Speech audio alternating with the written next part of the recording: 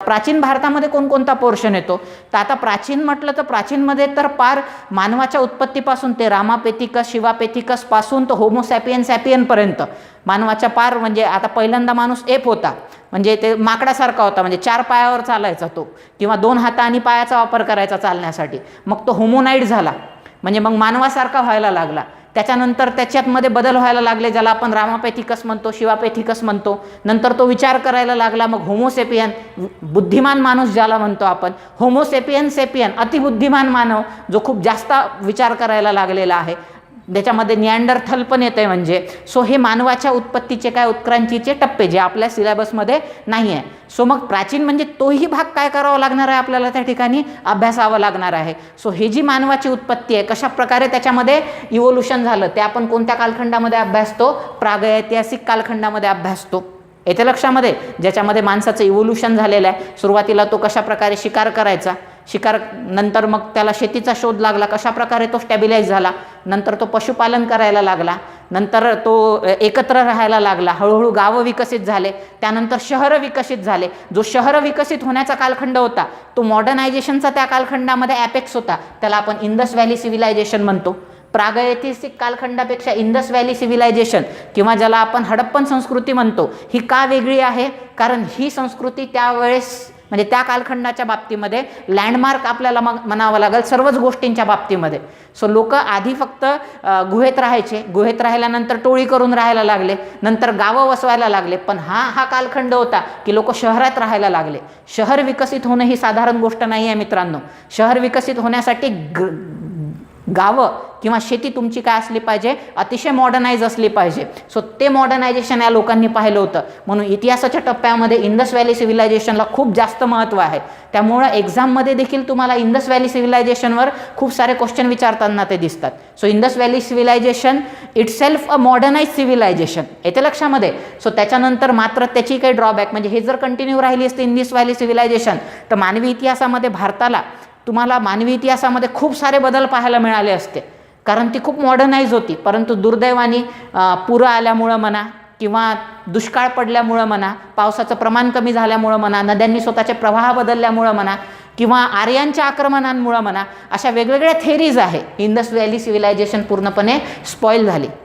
आणि भारतामध्ये जे आर्य लोक म्हणतो, जे सेंट्रल एशियन लोक होते, जे नोमॅडिक होते, म्हणजे नोमॅडिक म्हणजे पशुपालन करणारे किंवा शिकार करणारे या टाईपमधले जे लोक होते ते भारतामध्ये शिफ्ट व्हायला लागले. मग त्यांच्या कालखंडाला आपण वैदिक कालखंड म्हणतो. वैदिक नंतर उत्तर वैदिक कालखंड आला. पण उत्तर वैदिक कालखंडामध्ये त्या कालखंडात असं व्हायला लागलं की हळूहळू परत एकदा माणूस काय करायला लागला? इंडस व्हॅली सिव्हिलायझेशन सारखा प्रगती करायला लागला. म्हणजे त्याचं हळूहळू म्हणजे त्या कालखंडामध्ये जसं आपण म्हणतो हडप्पन सिव्हिलायझेशनमध्ये हडप्पा मोहेंजोदडो लोथल सारखे मोठे मोठे शहरं त्या कालखंडात विकसित झाले होते इंडस व्हॅली सिव्हिलायझेशनमध्ये. त्याचप्रमाणे उत्तर वैदिक कालखंडानंतर जो 16 महाजनपदांचा कालखंड आहे, म्हणजे 16 साम्राज्यांचा जो कालखंड आहे, ज्यामध्ये तुम्हाला मोठे मोठे शहरं त्या कालखंडात विकसित परत एकदा होताना दिसतात. म्हणजे हेला आपण जर म्हटलं की this was first civilization, then Mahajanapada कालखंड वॉज सेकंड सिव्हिलायझेशन आपल्याला म्हणावं लागेल, किंवा दुसरं नागरीकरण म्हणावं लागेल आपल्याला, किंवा शहरीकरण म्हणावं लागेल. परंतु समाजामध्ये काय झालेलं आहे? महाजनपदांच्या कालखंडात किंवा उत्तर वैदिक कालखंडामध्ये काही इव्हिल्स घुसलेले आहे. इव्हिल्स म्हणजे काय? आधी काय करायचा माणूस? नेचरची पूजा करायचा, की निसर्गातून आपल्याला सर्व भेटते तर मग ग्रॅटिट्यूड असला पाहिजे. याचं लक्षात, नेचरप्रती आपलं काहीतरी देणं आहे.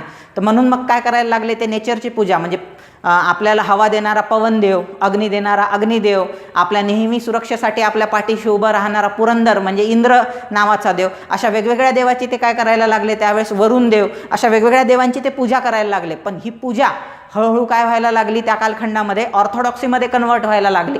यज्ञयागाचं प्रमाण वाढलं, त्याच्यानंतर बळींचं प्रमाण वाढलेलं आहे. लोक गायींची बळी द्यायला लागले, बैलांची बळी, त्यामुळे शेतीला गायी बैल कमी पडायला लागले. घोड्यांची बळी द्यायला लागले, त्यामुळे युद्धांमध्ये क्षत्रिय लोकांना घोडे कमी पडायला लागले. सो जे इव्हिल समाजामध्ये घुसलेल्या अनेक वाईट प्रथा समाजामध्ये ह्या देवांना इम्प्रेस करण्यासाठी घुसलेली आहे. म्हणून मग समाजामध्ये तत्कालीन काही चेंजेस झालेले आहे. असे काही लोक त्या कालखंडात होते ज्यांनी स्वतंत्र बुद्धीने विचार करायला सुरुवात केली आणि समाजामध्ये काय वाईट घडते आहे ते काढून टाकण्याचा प्रयत्न केला. त्याच्यामध्ये तुम्हाला आघाडीवर वर्धमान महावीर दिसतात, ज्यांनी जैन धर्म सांगितला किंवा जैन फिलॉसॉफी सांगितली. त्यानंतर गौतम बुद्ध दिसतात, ज्यांनी बौद्ध फिलॉसॉफी सांगितलेली आहे, किंवा एक लोकायत फिलॉसॉफी होती जी चार्वाकांनी सांगितलेली आहे. असे काही हुशार लोक किंवा समाजसुधारक आपण ज्यांना म्हणू आपल्या भाषेमध्ये, सो ते अस्तित्वात आलेले आहे. त्यांनी चळवळी राबवल्या. जो त्या कालखंडातला आपला वैदिक धर्म आहे त्याच्यामधले इव्हिल्स काढण्यासाठी चळवळी चालवल्या. महावीरांनी, वर्धमान महावीरांनी जैन मुवमेंट चालवली.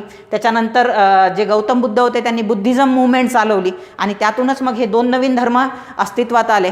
येते लक्षामध्ये. सो यांनी त्या कालखंडामध्ये तत्कालीन प्रथांना धक्का दिलेला आहे, म्हणून यांचा अभ्यास करणं फार आवश्यक ठरते. म्हणजे पेपर आला, एन्शंटवर क्वेश्चन आले आणि जैन आणि बौद्धांवर क्वेश्चन विचारलं नाही असं होऊच शकत नाही. त्यामुळे याच्यावर जास्त प्रश्न विचारणार तुम्हाला. त्याच्यामुळं काय झाली, सोसायटी आणखी स्टेबिलाईज झाली. ज्या वाईट गोष्टी, ऑलरेडी सोसायटी डेव्हलप होत होती, पण ज्या वाईट गोष्टी होत्या त्या सोसायटीमधून पूर्णपणे काढून फेकल्या गेल्या. लोक आता म्हणजे म्हणतात ना, सत्य, अहिंसा यासारख्या गोष्टींचा विचार करायला लागले. लोक कन्स्ट्रक्टिव्ह विचार करायला लागले, कारण इथं तुम्हाला तात्विक बेस दिसतो आहे समाजाला, एक वेगळा बेस समाजाला मिळालेला आहे. मग परत एकदा जसं इंडस व्हॅली सिव्हिलायझेशनमध्ये मोठे मोठे शहरं होते, महाजनपदांच्या कालखंडामध्ये जसे मोठे मोठे साम्राज्य अस्तित्वात आले, तसं एकच महान साम्राज्य अस्तित्वात आलं, ते म्हणजे मौर्यांचं, जे चंद्रगुप्त मौर्यांनी स्थापन केलं. येते लक्षात. मग त्याच्यामुळं मग या साम्राज्यामध्ये आर्ट आणि आर्किटेक्चर, अशोकाचा कालखंड वगैरे वगैरे, सो त्या दृष्टीनं मौर्य कालखंड महत्त्वाचा आहे. परंतु बुद्धिझमचा खूप जास्त प्रभाव किंवा मौर्य कालखंडामध्ये एक्सेसिव्ह नॉन व्हायलन्सचा त्या कालखंडामधल्या राजांनी काय केलेला आहे, स्वीकार. आणि कधीही एक लक्षात ठेवायचं, सुरुवातीचे जे राजे असतात, मग ते चंद्रगुप्त असू द्या, बिंबिसार असू द्या किंवा अशोका असू द्या, हे सुरुवातीचे राजे असतात ना, हे खूप पराक्रमी असतात आणि महत्त्वाकांक्षी असतात. पण नंतर येणारे राजे एक नंबरचे निकम्मे असतात. मौर्य साम्राज्याला देखील आपण असं म्हणावं लागेल, नंतर त्यांचे जे डिसेंडंट होते किंवा त्यांचे जे वंशज होते ते निकम्मे तुम्हाला त्या ठिकाणी दिसतात. म्हणून त्या कालखंडात किंवा एक्सेसिव्ह नॉन व्हायलन्समुळं म्हणा, अशा वेगवेगळ्या कारणामुळं म्हणा, सो परकीय आक्रमणं सुरुवात झालेली आहे. त्यांच्या लक्षात आलं, भारतातलं साम्राज्य, परकीय लोकांच्या लक्षात यायला लागलं की भारतातलं साम्राज्य हे खूप महान आहे, यांच्याकडं खूप जास्त पैसा आहे, परंतु इथले राजे हे कमकुवत आहे. म्हणून त्यांनी आक्रमणं सुरू केले. पहिल्यांदा ग्रीकांची आक्रमणं झालेले आहेत भारतावर. येते लक्षात. मग ग्रीकानंतर शकांचे आक्रमणं झाले, त्यानंतर कुशाणांचे आक्रमणं झाले, पहलवांचे आक्रमणं झाले, त्यानंतर फायनली चीनी लोक, ज्याला आपण हुन म्हणतो, त्यांची भारतावर आक्रमणं सुरू झालेले आहे. मग त्या आक्रमणांनी भारतावर काही गोष्टी, म्हणजे ते आक्रमक भारतात आले, भरपूर लोकांनी त्यामध्ये बुद्ध धर्म, काही लोकांनी हिंदू धर्म त्यांनी स्वीकारला आणि भारतीय बनले. मग ते तिथलं कल्चर भारतात घेऊन आले. मग त्याच्यामुळं मग भारताच्या इतिहासावर तुम्हाला ह्या लोकांनी आपली आपली छाप सोडल्याचं आपल्याला दिसते. त्याच्यानंतर परत एकदा मौर्यासारखं आणखी एक महान साम्राज्य अस्तित्वात आलं, ते म्हणजे गुप्त कालखंडामध्ये. सो गुप्त कालखंडामध्ये जेव्हा हिंदुइझमचा खूप मोठ्या प्रमाणात विकास झाला, आर्ट अँड आर्किटेक्चर, मंदिरांचं कन्स्ट्रक्शन वाढायला लागलं, सोन्याचे कॉईन्स जे ग्रीकांनी इंट्रोड्यूस केले होते ते आता गुप्तांच्या कालखंडामध्ये वाढायला लागले. व्यापार दणक्यात होता किंवा व्यापार प्रचंड होता या लोकांचा, त्याच्यामुळे हे अतिशय श्रीमंत लोक होते गुप्त लोक. म्हणजे येथले राजे पण तुम्हाला श्रीमंत दिसतात, किंवा नवरत्न दरबार तुम्ही ऐकला असणार चंद्रगुप्तांचा, ते सगळं गुप्त कालखंडात. नालंदा, विक्रमशिला सारख्या महान युनिव्हर्सिटीज किंवा विश्वविद्यालय या कालखंडात अस्तित्वात आले. सो गुप्त कालखंडानंतर वर्धन डायनॅस्टीची सत्ता तुम्हाला येताना दिसते नॉर्थ इंडियामध्ये. पण त्यानंतर परत एकदा भारत कमकुवत व्हायला लागला आणि नंतर मग मुस्लिम आक्रमणं, किंवा मग आपण मध्ययुगात चाललं जातो त्यानंतर.